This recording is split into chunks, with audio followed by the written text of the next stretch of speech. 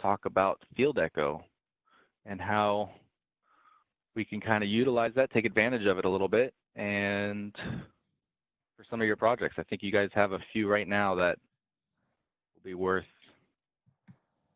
looking at, or maybe, so currently we're still on Field Echo 1. We're going to be releasing a Field Echo 2.0 shortly. We're kind of waiting for the SIG 200 Ethernet IP to release that to ensure that there's full compatibility with the EIP model to be able to directly communicate with that IO-Link master.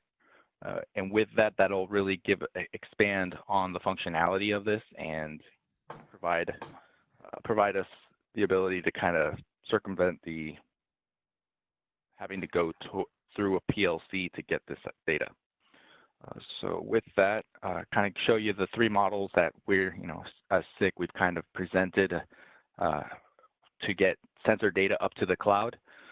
On the left, you can see there's this Field Echo that currently utilizes the PLC as kind of like the medium via either OPC UA or TCP IP. Currently, it's the TCP IPs for Siemens to be able to directly go ahead and to utilize that. So as I was saying, with Field Echo 2.0, our intention is going to be able to just go directly from Field Echo to an IO-Link master, and then from there go straight to the hub or to the sensor data. So what's the reasoning for it? Obviously, with IO-Link data, we get accessibility and transparency. Give me a second, guys. I'm gonna pause. I got had some feedback in the back. Okay. And let's move forward. So product, this is kind of just so you guys get a sense in case as you're talking with customers, so you guys can have an idea as to how the pricing will be. Obviously, it's a software base, so this is something that you would install currently on a Windows computer. You can install it as a service, so it just runs in the background. I'm going to go ahead and quickly also try to, if I have a few minutes, go ahead and show you guys exactly what it does. But it's a really easy dashboard, online web server to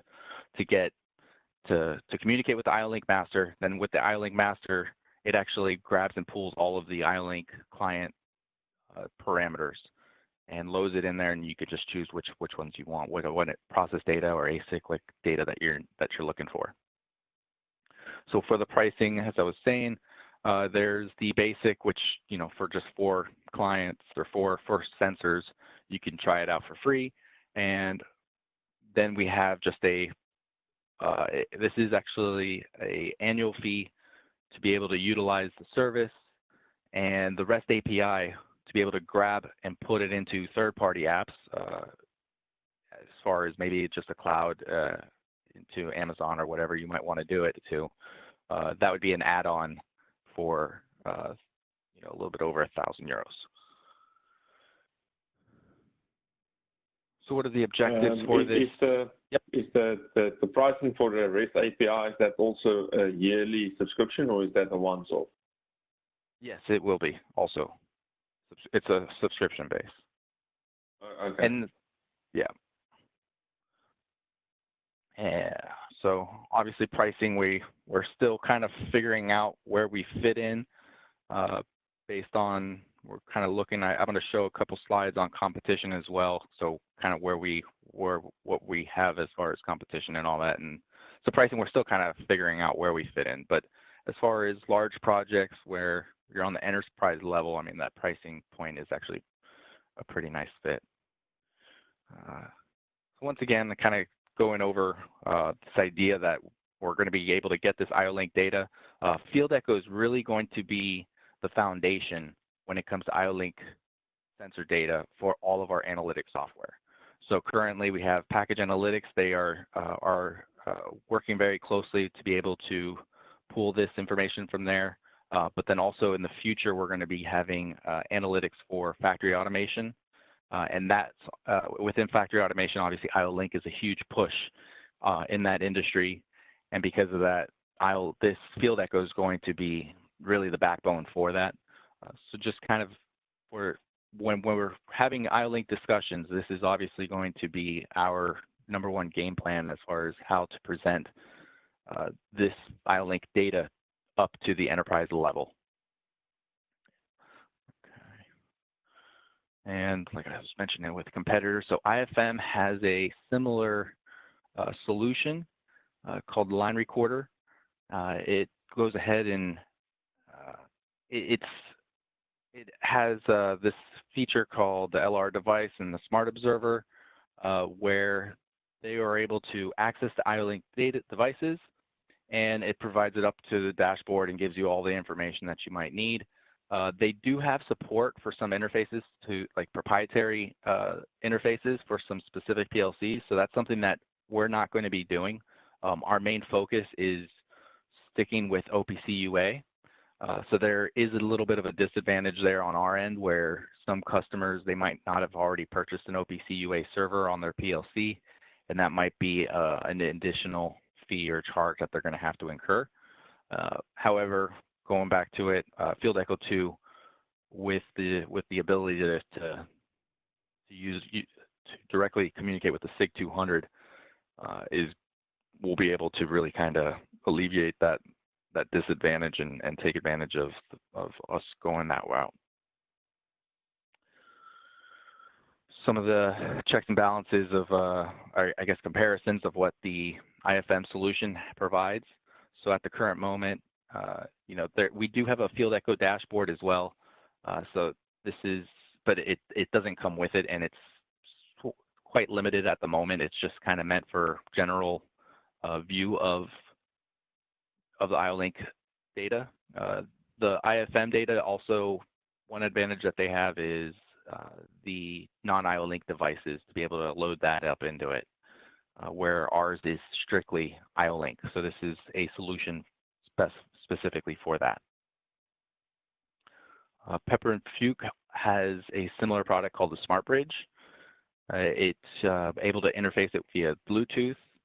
It's very similar to our IO-Link Master USB hub that we have, where you can go ahead and hook it up, and now you basically have turned your PC into an IO-Link Master, but on a scale to where now you can just push that data, where we're kind of limited to utilizing it within SOPAS.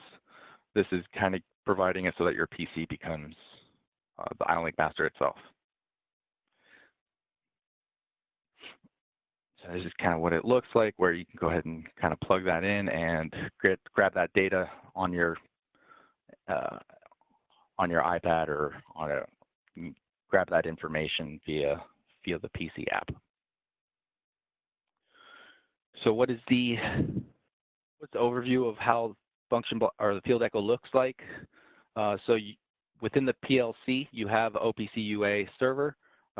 You do. Once again, I was kind of mentioning earlier, there is a way to get it with Siemens where it's a direct via TCP/IP, so you don't need the OPC UA. We don't see too much Siemens, but when we do, we can take advantage of that. Profinet as well is another one that we have it. So they're working very closely. I actually wanted to share with you because I just saw this morning on Mosaic. If I can find, oops, it's the wrong one, I guess. Oh, that's why I got that.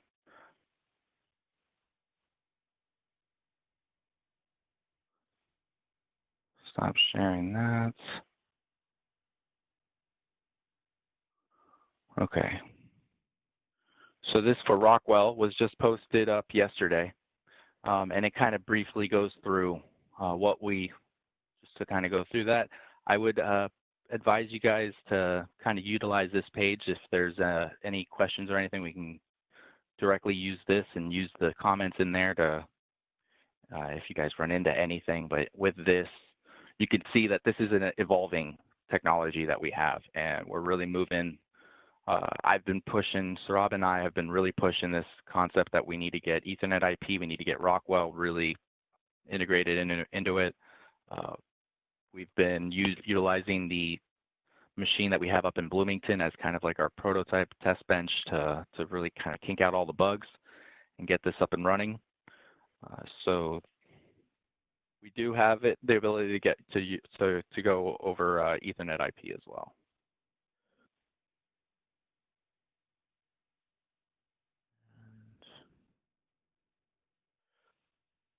Okay. This is kind of a Hey, review one more time Alexandro, of that. just a quick, you mentioned you're doing some testing in Bloomington. Did I hear that correctly? Yes, so I'm actually working with Matt Meidel, who's up in Bloomington. And so the two of us, I'm kind of assisting him remotely in order to utilize that machine. Allen Bradley PLC that's there on the conveyor system. Okay. All right. So we can support with that as well. This might be a good hands-on training. Daniel Awesome. is up there he lives in Bloomington, so he's not far from the office either, between him and Eric. So I'd just like to leave you with that, and then we can talk offline and help facilitate that. And like I said, we can support while we learn together. That would be amazing. That would actually help a lot because it's difficult for me to give Matt a lot of technical support remotely. So yeah, that would be incredible. Okay. We definitely got Perfect. to Yeah, take that let's offline. leverage that. All right. Thank you. Absolutely. Thank you. Okay. So actually, let me go see. I think I jumped into sorry, I'm controlling two computers at once. So I'm going to switch over computers real quick and show you guys.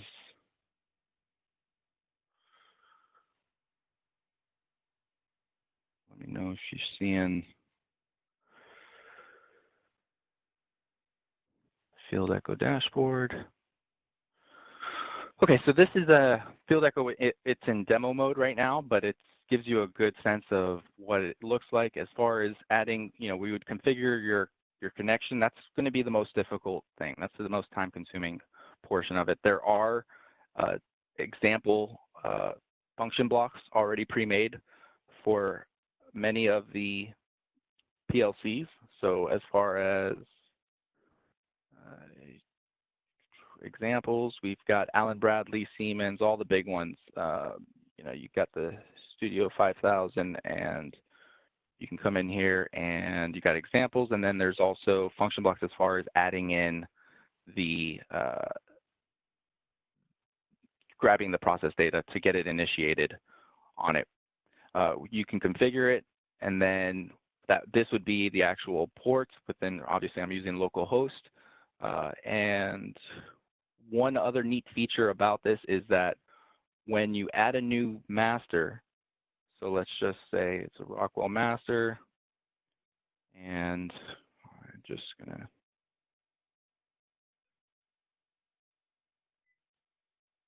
one, 2, 7.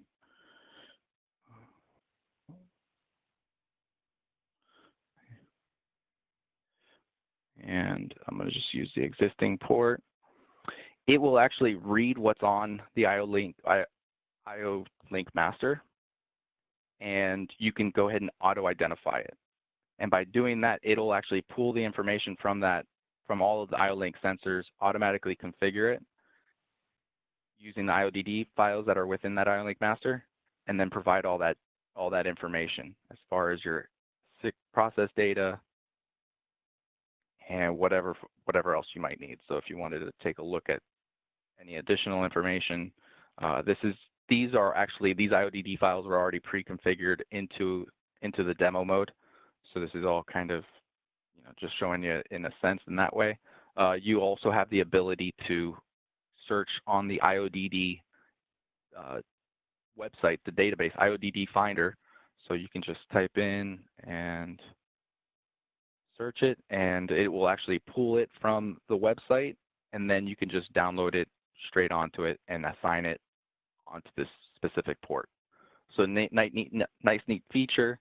And then within the monitoring of it, this is where you can actually see a nice little system tree real simple information, but at least you get it, and you'll be able to, once you click into that, each of the ports, you can actually get the process data and see the trues and falses of it. The customer REST API portion is already well documented, set up real nice. You know, if you have your process data, all you have to do, send that URI out to it, and you're able to get it. Just to show kind of an example of it, I actually have a TDC here that I have hooked up, and I created, of course, I've got logged out.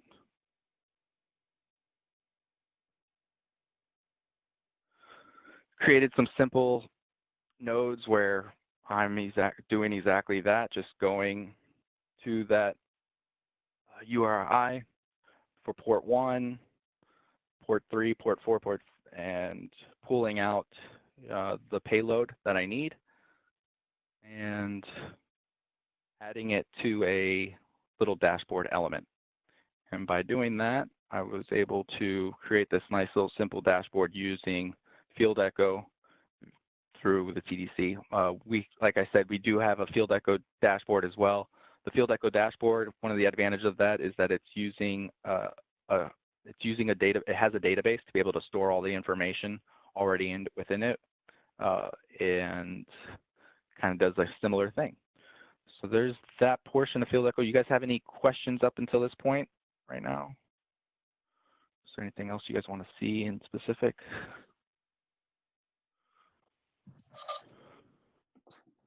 Alex, I have a question here. I like this dashboard, and you're using a TDC. Got it. Just take me back. So you're populating IO-Link data through the TDC. Maybe the architecture is what I'd like to see here, please. Yeah, okay. So all it is right now is, think of it as you've got your IO-Link masters hooked up in on the same network as your Field Echo bus. From there, that's where we're able to get this information within Field Echo. So the Field Echo Windows service is pulling that IO-Link data. You have it configured in whatever manner that you might need to have it configured in. So for instance, for this one, I've got, this Rockwell that would be on, the master path is not just an IP address. There's a lot more to the master path, but for the demo, I could just put in anything I needed to. Once you have that master path set up, your PLC will have the function block included into it to be able to communicate with that master path, and it will grab the information.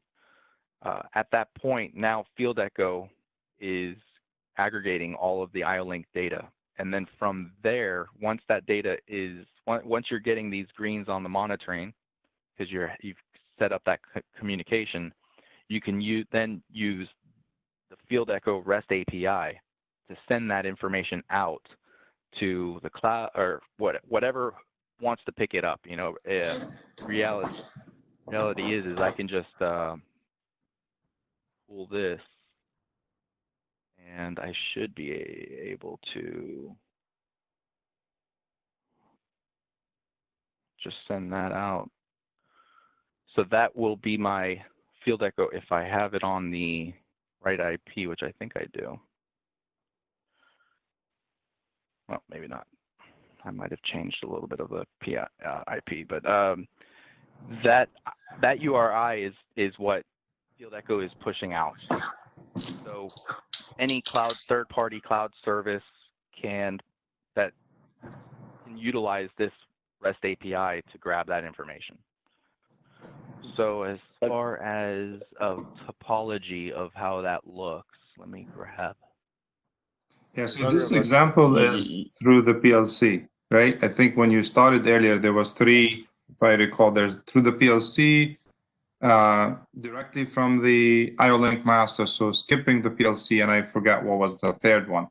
This one here is through the Aros Logics or through a Rockwell PLC. Yes. Okay. So this is currently with Field Echo 1, it's always going to be through a PLC. Okay. And that's what we have today available? Yes, correct. Okay. Alexandra, so you were saying that there's a function block. So do we need to load the function block for every IO-Link master inside the PLC, or Yes. or how does It will be okay. per IO-Link master. Okay, Yeah. and So that initial configuration with the PLC is going to be a solid 15-20 minutes. When we get it'll probably get down to about 5 minutes when we get used to it and do it a few times. But there is that initial configuration. But then now that you've had that set up with this IO-Link master, so this is the function block for the specific IO-Link master. Once you've done that communication, now all of the sensors that go into the IO-Link master, they're automatically basically the IODD information is going to get pulled in and taken up to Field Echo via that function block. So you can change out sensors on the IO-Link master, and it will pull the IODD file from the sensor and make the changes on Field Echo automatically. Okay, so so you don't need to preload the IODD in the IO-Link master. It will pull it directly from the sensor. The IO-Link master, yes, the IO-Link master will. Now, within the PLC, grabbing that sensor data, that for process data, that's going to be completely something different. But for the sake of Field Echo, that will be able to pull it up. So you could, if you're changing out sensors all the time, you'd see those alterations and changes within the Field Echo. The only issue is if you're using the REST API for something outside of the Field Echo, if you change the sensor, then your process data, the index of your process data could change, and then that would cause issues with your third-party dashboard, or just because the indexes they may not fall in line. For the most part, most IO-Link basic sensors have, just 3 basic that I've noticed. But if they have a lot more, like our sensors that might have a lot more information, then you'll run into issues with that. But that's only, like I said, that's only if they're changing completely the IO-Link model on an application, which doesn't usually happen.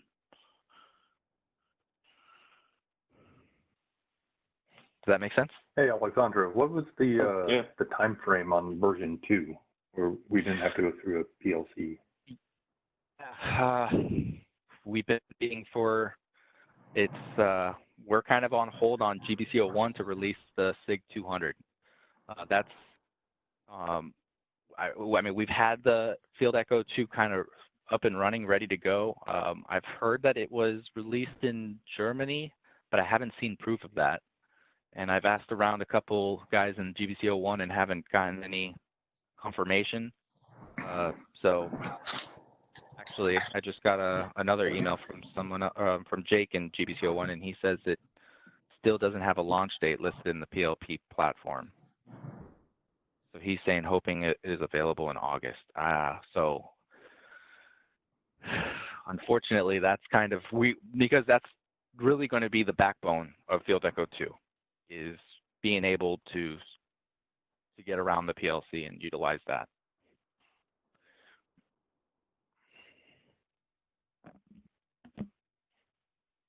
So I'm having a feeling, and unfortunately, the SIM 200 is actually the same, is a SIG 200 with just with an open app engine. So if we're able to release that a little bit earlier, then we could probably make a custom version of the SIG 200 that is only meant for Field Echo. But we're still kind of waiting on that.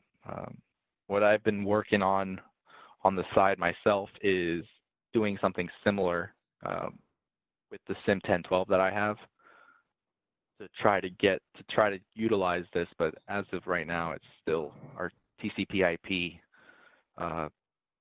crown within the SIM 1012. Just I haven't been able to get completely over it. So hopefully in the near future. But there's no firm date, unfortunately. So as of right now, I mean, we're really we got to go through the PLC. So for a lot of customers that won't give us access or let us add anything into the PLC, then that's going to be a barrier. Okay, so PLC through OPC-UA, unless it's CMOS, TCP/IP, right? And Profinet, yep. Profinet, yeah. And then irrelevant to independent of the IO link master, so that could be any third party, right? I know here you've shown the SIG 200, but am I correct there? It could be any IO link master. It can be any of them. Correct, okay. correct. Okay. Yeah. Okay. So this one right here is the SIG 200 Profinet, or you can do just the regular Ethernet TCP/IP. But that's communicating between the PLC and the IO link master. Yeah. Yeah. Okay. So that's our current offering. Got that. So how is that looking today, Alexander? Do you have some customers? Is there any opportunities? I know this is fairly new, but where do we stand on that? So currently, right now, the big two that I'm working with closely is Unilever and 3M on trying to get a prototype, trying to get things rolling and get started with those guys. It's somewhat in limbo, as you can imagine, with the current state with Field Echo 1. Really kind of be able to push this out on a large scale, at hundreds of plants. We really need to be able to have that flexibility of not being required to go through a PLC. Mm-hmm. So that's kind of holding us back a little bit, obviously. But as far as the backbone, okay, go ahead. No, the other option, if you don't go through the PLC, you should reside then on the same network as where the masters are. Mm-hmm. So you should be on the same IO network of the network. But if there's multiple PLCs in the plant with their own separate IO link networks or Profinet or Ethernet IP or TCP IP or whatever networks, do you need a field echo for every separate one, or is there like a NAT what we can use or something to get onto those networks?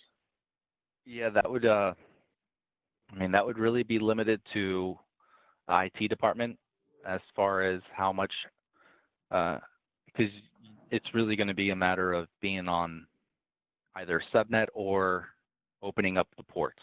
So there's a few ports that Field Echo utilizes. So that's going to be more of an IT, I guess, security issue or concern as far as where they want to place this under.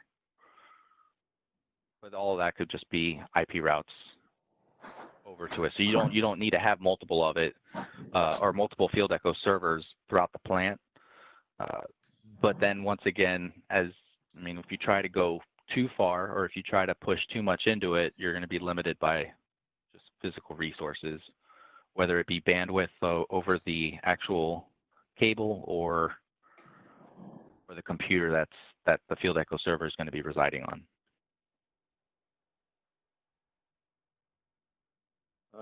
But then the Field Echo is actually more like almost per line. We have a Field Echo per line almost. No, not at all. No, you can add multiple PLCs to your Field Echo server, and then having that communicate to it. Okay. Is that what you're meaning? Yeah. I'm just trying to get the feel for it. If we want to go into a factory what's got 10 production lines and there's 10 IO-Link masters on each one with their own separate networks, then the best would be most probably to go into the PLC and set up those 10 PLCs to pull the data in, or how do you go around that? That's the thing that I'm trying to build up in my mind. What's the easiest way to implement this? Yeah, so within the Field Echo, you can have multiple IO-Link masters per system, but then also you can add more systems, so you can add more PLCs to it, and then you'll just have a huge, tree of different systems. So like I was kind of mentioning, I mean, it's really more of a networking situation as far as how many systems you want to put in here. If you wanted to put multiple plants that have multiple systems within it, that's going to be more of a conversation of Live Connect and Asset Hub, where this Field Echo would, per location, would push that information up, and then you would have a central repository of all of that information via the Asset Hub. And then, so that could be something else that we could have a whole nother discussion on, is that platform as far as where to go beyond the single plant location. Okay, so the Field Echo can integrate into Asset Hub? Yes. Into your digital twins? Correct. And okay. I mean, Asset Hub is more of a repository for your sensor information to be provided to your digital twin. I would prefer to word it in that manner rather than saying that it is your digital twin. Okay.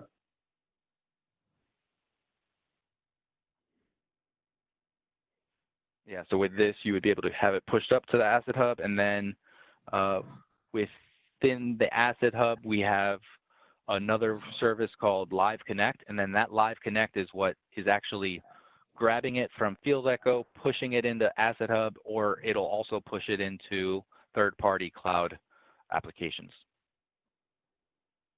So that's kind of our model.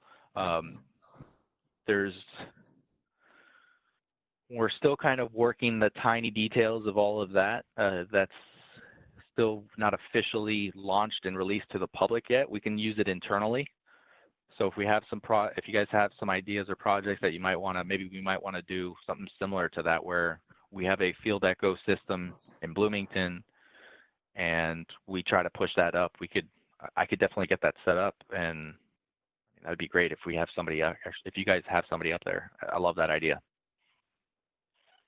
Yeah, absolutely. Let's leverage that and mix it up. Seems like here you can build your system despite what that platform is like. So there's master one, and you pick up that Rockwell PLC, and then we can go, and there might be another Siemens PLC, which we do have both, Alexandro. Mm-hmm.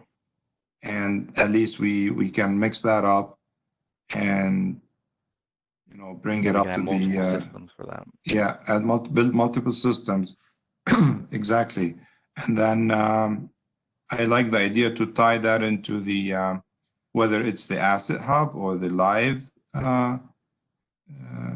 view, and just play out with those, and we can do that in Bloomington. I mean, there's we can get going with that and get more hands-on and figure it out.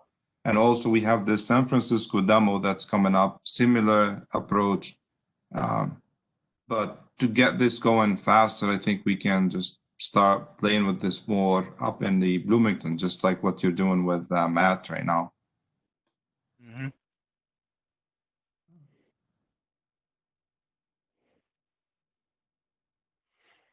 Yeah, I'll immediately get with you offline, because that'd be great. Yeah. Do you guys have any other questions as far as, I guess, implementation? I mean, it's not too much for this. This is kind of keeping it, once again, it's kind of, to summarize a little bit, I mean, this is really just IO-Link devices to be able to grab that information from the sensor data, from the IO-Link master, and you now have a simple repository to be able to pull that information and take it off to either a database or take it off to a dashboard via some other process like I was showing you with the TDC. And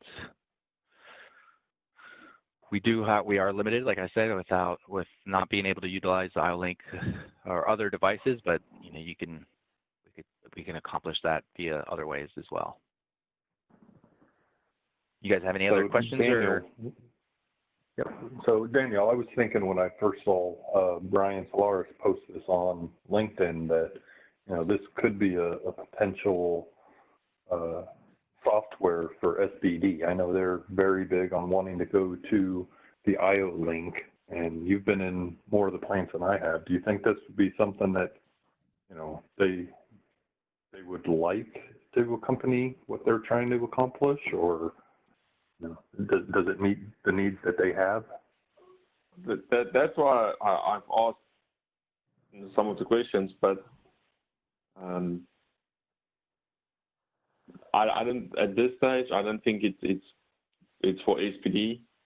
They already have the SCADA package set up there. Not SCADA, but the visualization and the backbone set up in Hartford, what they use to analyze and get all the information and everything.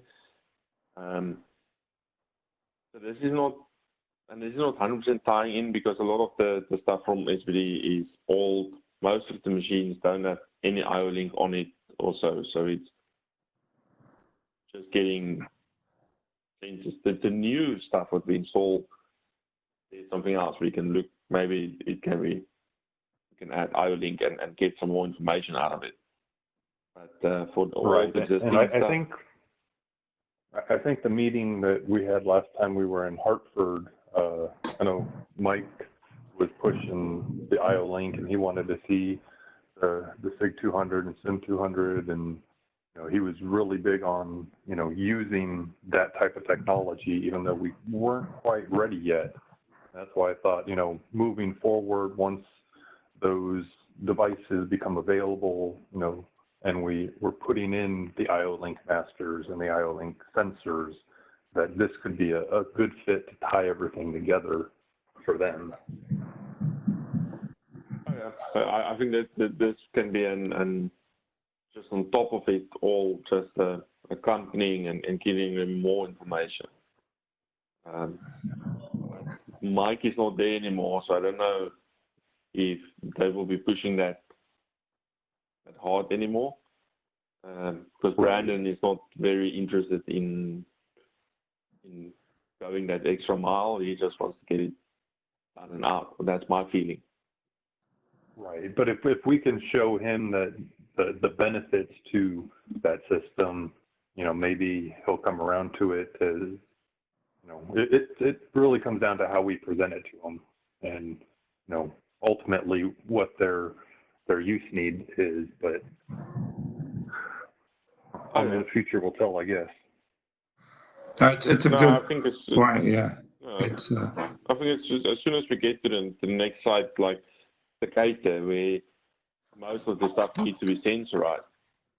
There we've got a opportunity to present this and say, but look, we've installed all these, proposed to install this with all the new IO-Link sensors. It's a good case.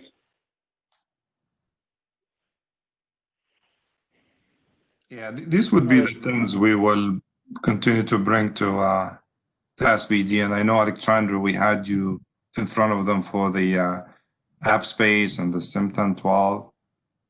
So those, we can use them like as a trial as well as these beta, releases come up. In this case for SBD, it would be, it would not use the PLC because that's a solution through a SIG 200. And even though if it's not completely released to William's point, there's something we can entertain with them and maybe do some trials, whether they want to spec on it or not. We don't know at this point, but we can leverage that outside of our lab is what I'm trying to get at. Yeah.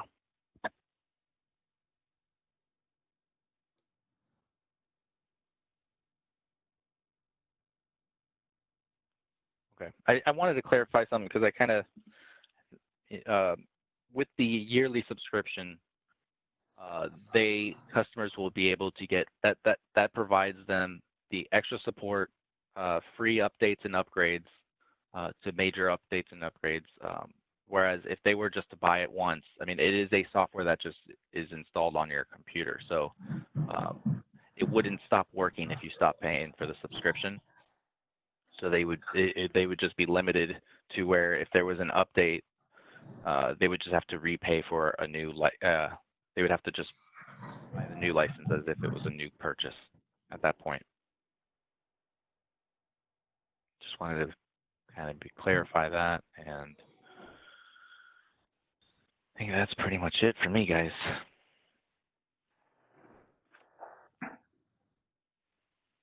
Awesome. I appreciate you taking your time out to share this with us. Like I say, I think we are in a unique position and come up with a solution for different customers that maybe we can find certain areas where this will fit and help it grow.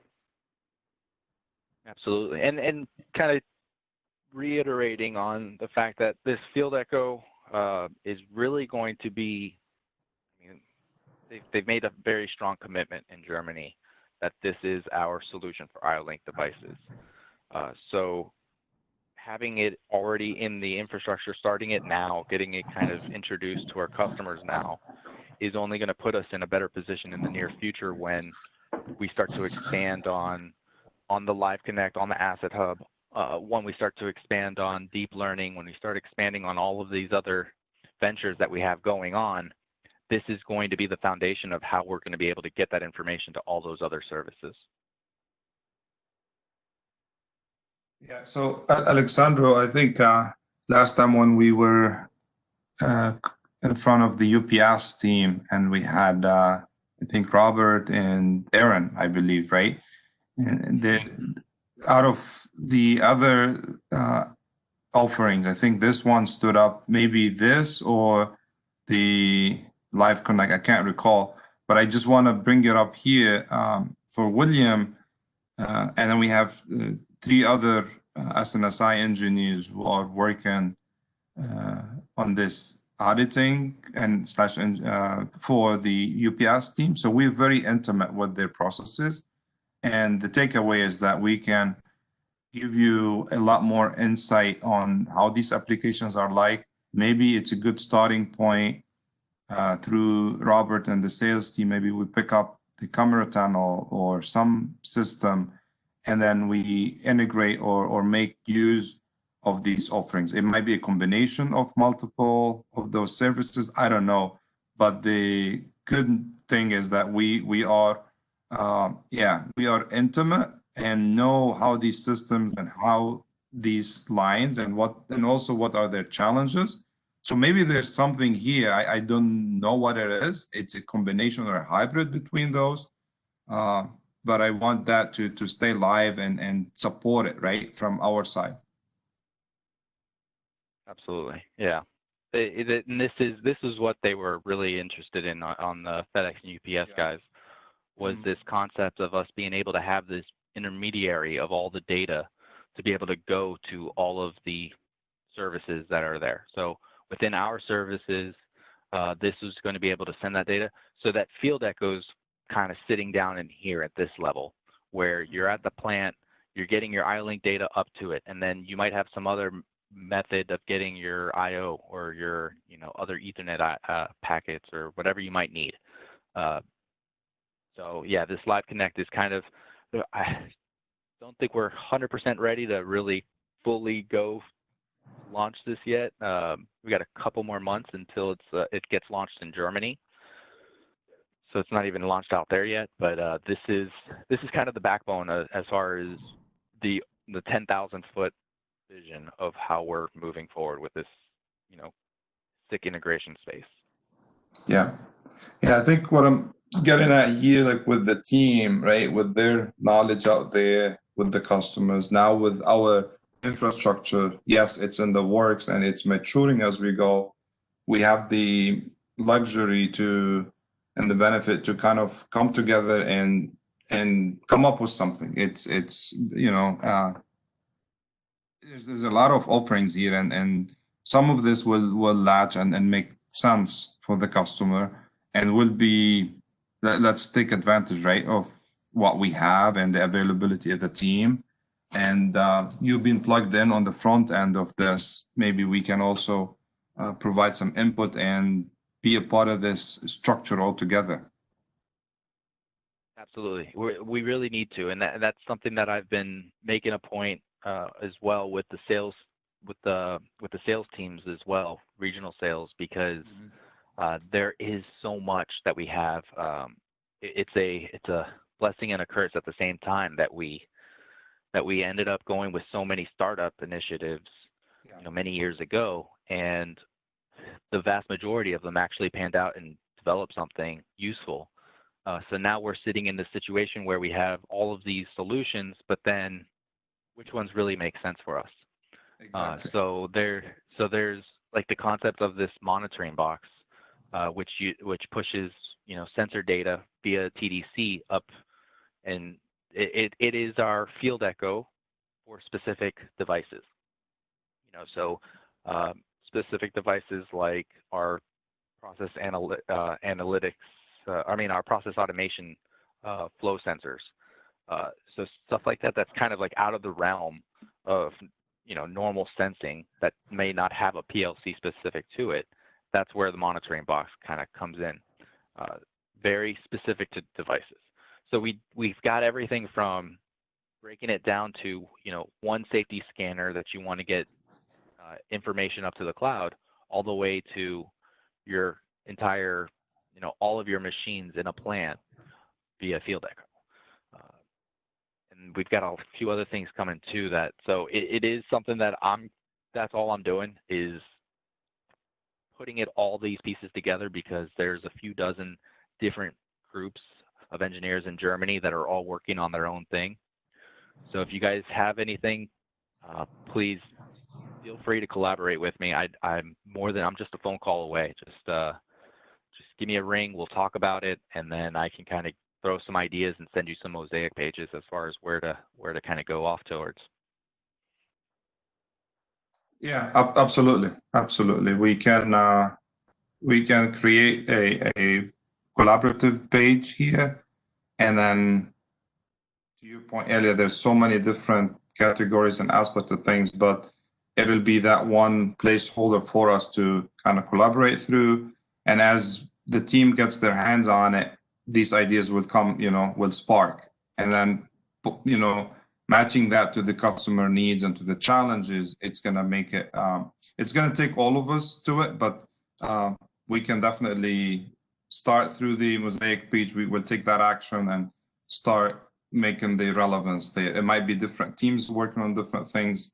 As like I said, between this demo initiative in San Francisco, it might be something one of the team members might do in his or basement or garage. You have the Bloomington office, and there might be some customers that would be willing to allow us into their labs and center of excellence and what have you, to also demonstrate and be a part of the solution, so we can be an extension to their arm, an extension arm to their teams, and vice versa.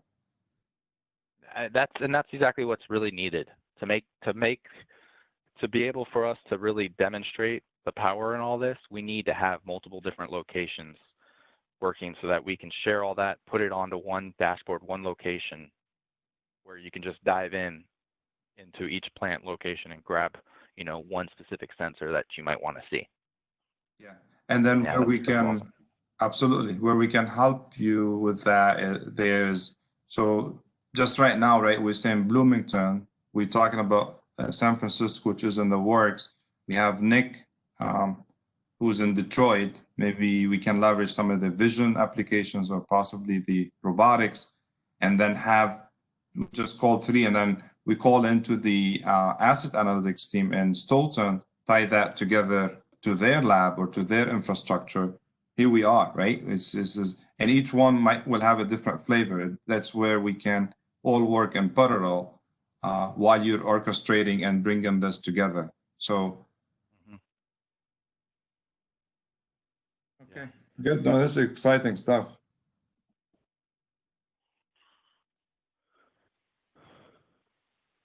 Fantastic, guys. I mean, like I said, an email, phone call, text, whatever you guys need.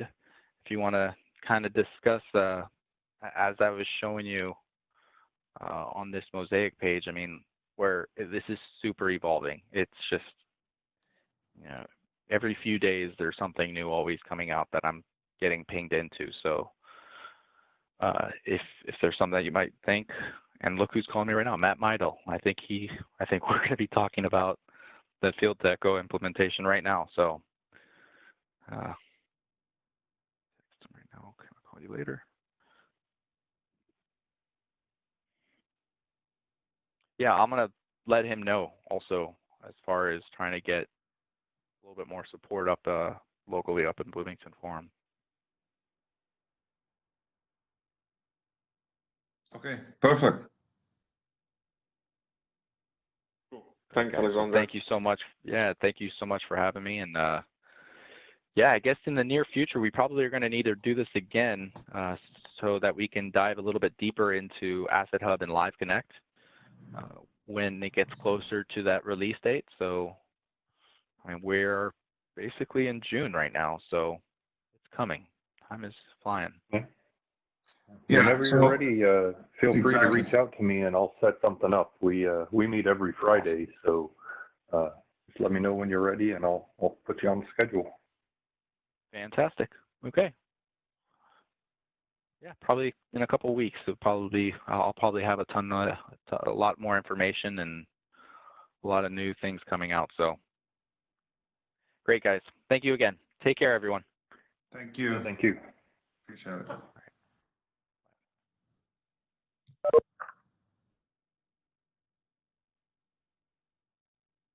All right.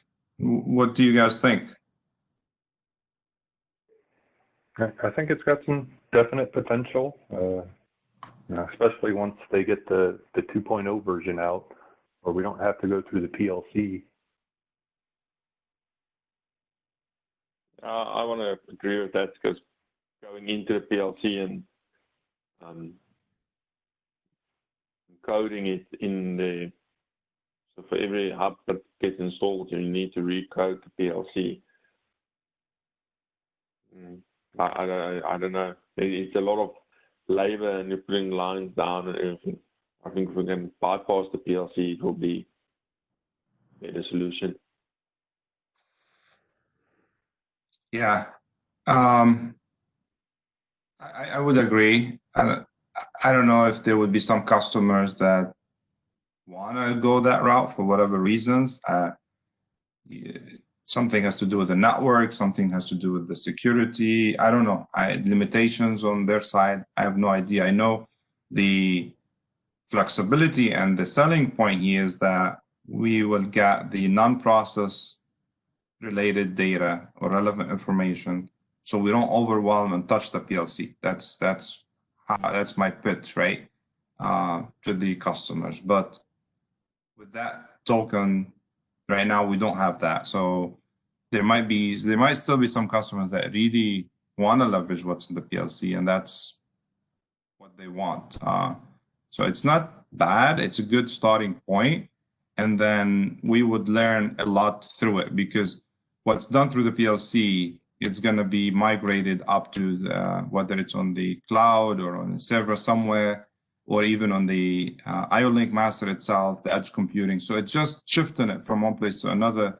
The scripting, the coding, the concept is there. It's just which format. So, and it's good now to get a grasp of it. I mean, you guys heard that this would be the infrastructure and the backbone for everything else, from Live Connect to Asset Hub to anything else we're offering. So that's significant, right? And I'd like for you, Daniel, between you and Eric, to get your hands on it, right? If you know, work around your schedule, and if Matt is doing some activities there in the lab, would be great opportunity to tie into that and see how that look like and ask all these questions, because some of this might be in the infancy stage. We can still influence that. And at the end of the day, this would be all software. So there's a lot of flexibility on the development side from GBC05, and they're open to make it as flexible as it can be. And with all honesty, they need us on, because we are on the front end and we'll be, along with others, the ones to implement it. So it's versus the hardware where it takes a couple of years to release and so on and so forth. Now it's software. It's just configuration and licensing and all that. So and it's much quicker, and that's exactly what the customers want.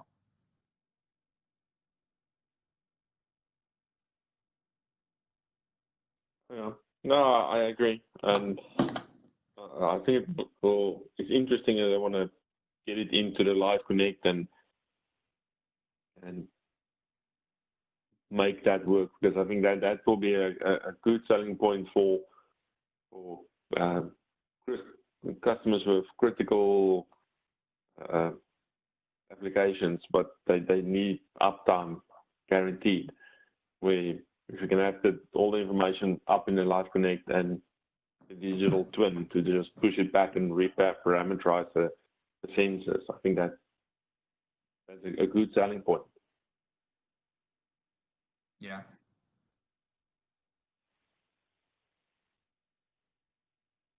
Okay. Very good. There's the other things. I know you guys have been introduced to it. It's happening on a fast scale. That goes back to, again, GBC05, and this is an outcome of initiatives that's been in the works. Now it's on steroids, right? You're hearing about all of those. So we want to get up to speed there, and then maybe break up in teams. Some of us would work on one initiative, another team support another thing, and then we will be circulating and sharing knowledge among us. Alexander introduces us to this from a high level, and then similar to what we were doing, like in GDC and the PLB, PLR, we will spread the knowledge in between, but we want to work in parallel to keep up with it. And whatever latches with the customer, we would have the experience at least to go in and help execute. So that's the main goal over here, is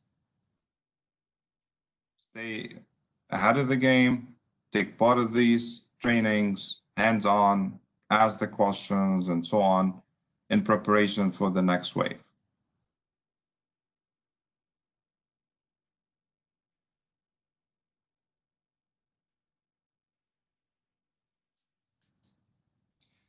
Okay. I mean, does that make sense? Are you guys cool with that? I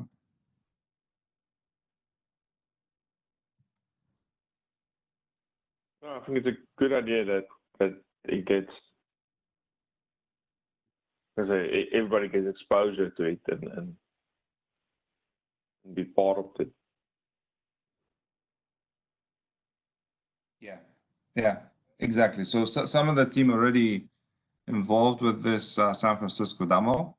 Some of us will be introduced to these other activities, and then we want to also make sure the UPS team. So there'll be we'll work with William here to spread out the UPS support for everyone else to take, so they don't miss out on this, and then we kind of balance it among us.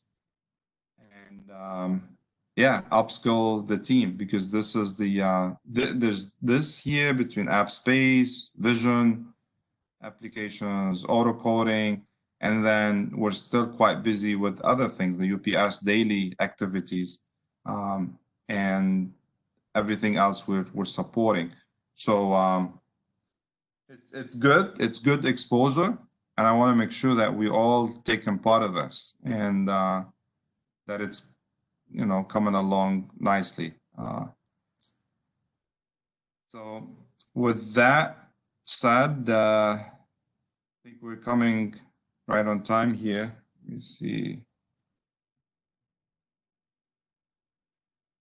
Yeah, I have a meeting coming up just now at 11, but for our next week, I don't think we have any training sessions, do we, William?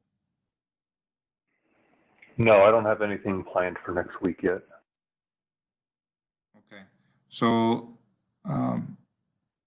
let's use next week to check in and then also have an update from everyone with whatever activity or task they're supporting.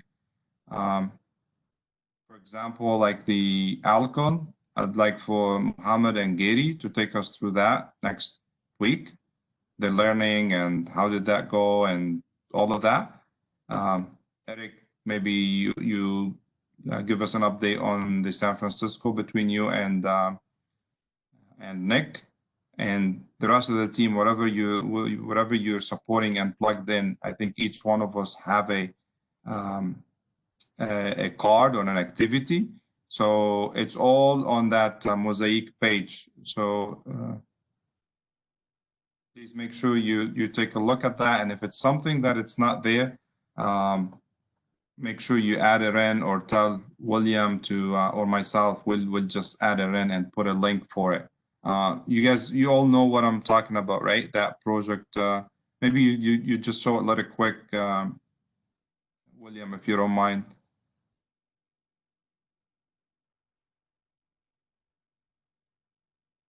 Yeah, here you go. So you might want to watch this. I'm watching this one myself. I come back and update it, and it shows everything from a high level. There might be things we're missing here. Let's make sure we cover it. And next round we'll go through this, and again, everyone give us an update for like 5 or 10 minutes max. Okay, so I want to leave you with that, and then the other thing that goes in parallel to this is the training. There's another Kanban flow or a board flow for the training. I'd like to get an update where we at on that for vision, for app space. So Mohammed and Abdul, Daniel, Gary, I know you guys are working on that. Please come prepared, and you might want to give an update here. I know we have not spent too much time on this view, but I'd like to capture that and see where we stand on these trainings. Okay. All right, that's all I have. I need to drop to this other call. Thanks, everyone, and have a great weekend. Thank you, everybody. Thank Have a great you. weekend. Have a good weekend. Thank you. Bye-bye.